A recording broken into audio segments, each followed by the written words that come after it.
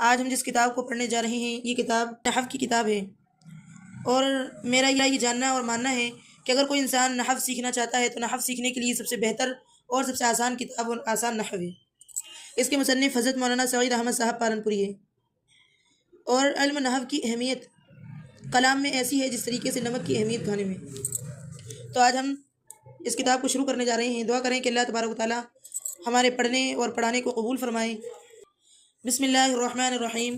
رب اشرح لی صدری ویسر لی امری واحلل عقدۃ من لسانی یفقہوا قولی۔ رب زدنی علما رب زدنی علما رب زدنی علما نافعا۔ پہلا سبق، علم نحو کی تعریف۔ علم نحو وہ علم ہے جس سے کلمات کو جوڑنے کا طریقہ معلوم ہو اور ہر کلمے کے آخری حرف کا اعراب معلوم ہو۔ یعنی جب ہم کسی فن کو پڑھتے ہیں تو سب سے پہلے ہمیں اس کی تعریف جاننا ضروری ہے کہ اس سے ہمیں کیا حاصل ہوتا ہے۔ تو اس سے کیا ہے، علم نحو کے ذریعے کلمات کو جوڑنے کا طریقہ معلوم ہوگا۔ جیسے مثلا ایک جملہ ہے ہاذا، ہاذا اور دوسرا لفظ ہے کتاب، تو ہم ان دونوں لفظوں کو ہم نے جوڑ لیا، ہاذا کتاب، جس کا مطلب ہو گیا کہ یہ کتاب ہے۔ تو اس کتاب کو پڑھنے سے ہم کلمات کو جوڑنے کا طریقہ ہمیں معلوم ہوگا اور آخری حرف کا اعراب معلوم ہوگا۔ فائدہ اس علم کا یہ ہے کہ اس سے عربی زبان بولنے میں اور لکھنے میں غلطی کرنے سے آدمی محفوظ رہتا ہے۔ لفظ، جو بات بھی آدمی کے منہ سے نکلے اسے لفظ کہتے ہیں۔ لفظ کا مطلب یعنی کوئی بھی لفظ ہو، انسان کی زبان سے جو بھی بات نکلتی ہے اسے لفظ کہتے ہیں۔ آگے لفظ موضوع۔ اب لفظ کی دو قسمیں، ایک تو لفظ موضوع اور لفظ مہمل۔ یعنی ہوتا کیا ہے کہ جب کوئی انسان کوئی بات کہہ رہا ہوتا ہے، جو الفاظ اس کے زبان سے نکلتے ہیں وہ دو طریقے کے ہوتے ہیں۔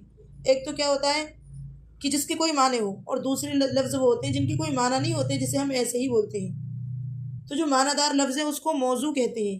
کیا کہتے ہیں؟ لفظ موضوع، یعنی معنی دار لفظ، جیسے کہ قلم، یعنی کہ قلم۔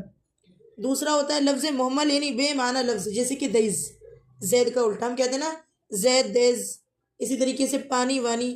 تو یہ جو لفظ پانی جو ہے یہ تو موضوع ہے، یعنی معنی دار لفظ ہے، اور جو وانی ہے یہ مہمل لفظ ہوگا، یعنی بے معنی۔ جس طریقے سے ہم کہتے ہیں روٹی ووٹی، چاول واول، پانی وانی، تو وہ لفظ جن کا کوئی معنی ہوتا ہے تو وہ موضوع کہلائے جاتے ہیں، اور جو معنی نہیں ہوتا ہے تو اسے مہمل کہتے ہیں۔ آگے لفظ موضوع کی دو قسمیں ہیں، مفرد اور مرکب۔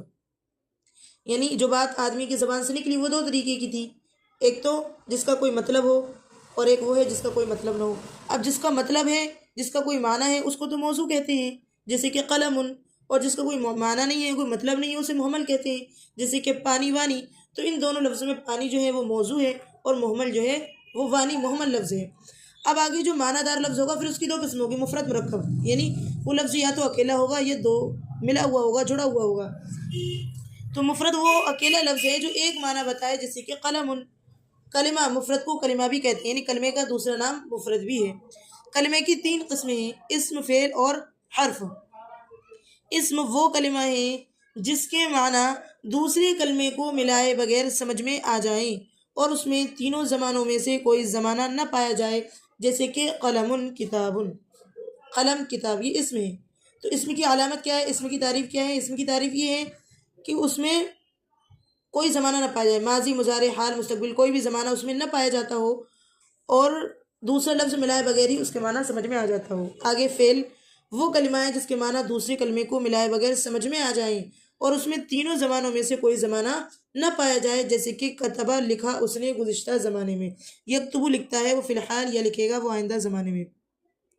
تو اسم اور فعل میں کیا فرق ہے؟ تو اسم میں فرق یہ ہے کہ اس میں تینوں زمانوں میں سے کوئی زمانہ نہیں پایا جاتا ہے، برخلاف فعل کے اس میں تینوں زمانوں میں سے کوئی زمانہ پایا جاتا ہے۔ مطلب کہ جیسے کہ کتبہ، لکھا، قرأ، پڑھا، تو لکھنے والا یا تو وہ لکھ رہا ہے، یعنی کہ ابھی لکھ رہا ہے، یا اس نے پہلے لکھا ہوگا یا آگے لکھے گا، تو تینوں زمانوں میں سے کوئی زمانہ پایا جائے گا، تو اسے کہتے ہیں کہ جیسے کہ کتبہ، لکھا، قرأ، پڑھا، تو لکھنے والا یا تو وہ لکھ رہا ہے، یعنی کہ ابھی لکھ رہا ہے، یا اس نے پہلے لکھا ہوگا یا آگے لکھے گا، تو تینوں زمانوں میں سے کوئی زمانہ پایا جائے گا، تو اسے کہتے ہیں فعل۔ آگے حرف وہ کلمہ ہے جس کے معنی دوسرے کلمے کو ملائے بغیر سمجھ میں نہ آئے، جیسے کہ من سے۔